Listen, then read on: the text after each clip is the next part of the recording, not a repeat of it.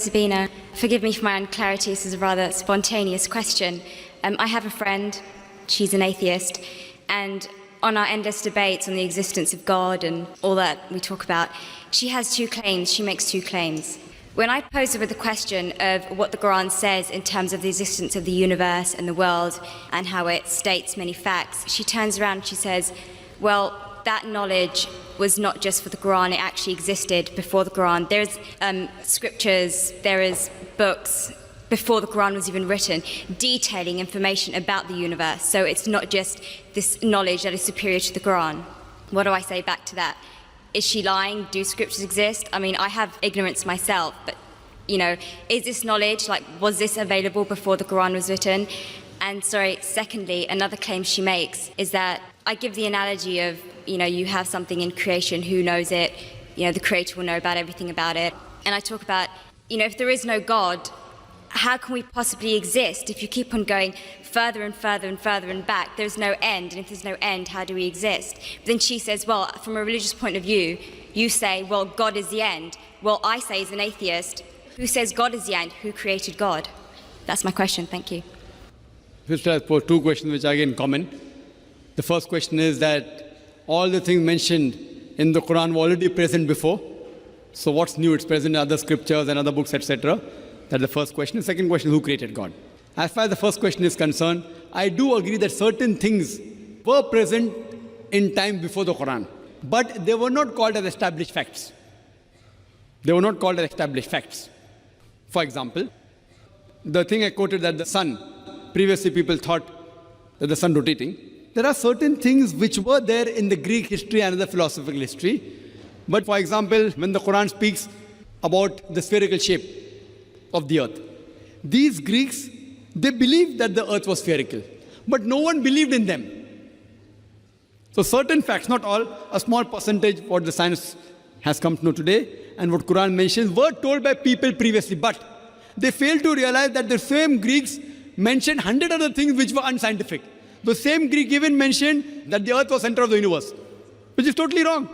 So imagine if 100 points are mentioned and Muhammad Sallallahu Alaihi Wasallam picks up one which is correct. That's also not possible.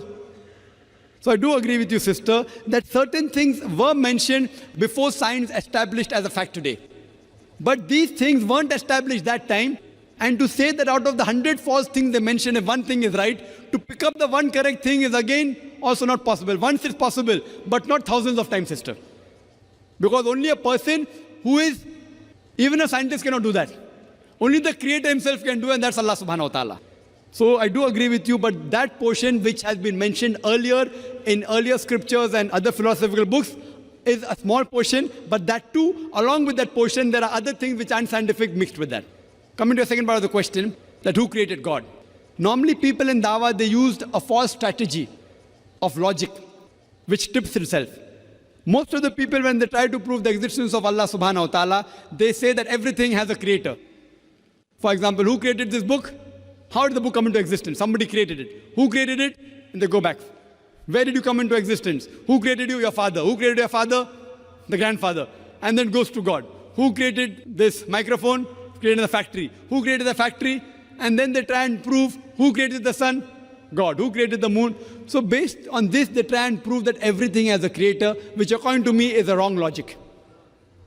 In my strategy, what I spoke today, I never said everything has a creator.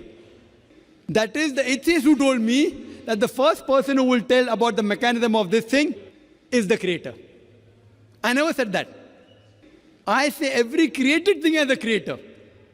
But by definition, Almighty God is uncreated. It is like there's a person, suppose my friend, he comes and tells me that my brother John was admitted in the hospital.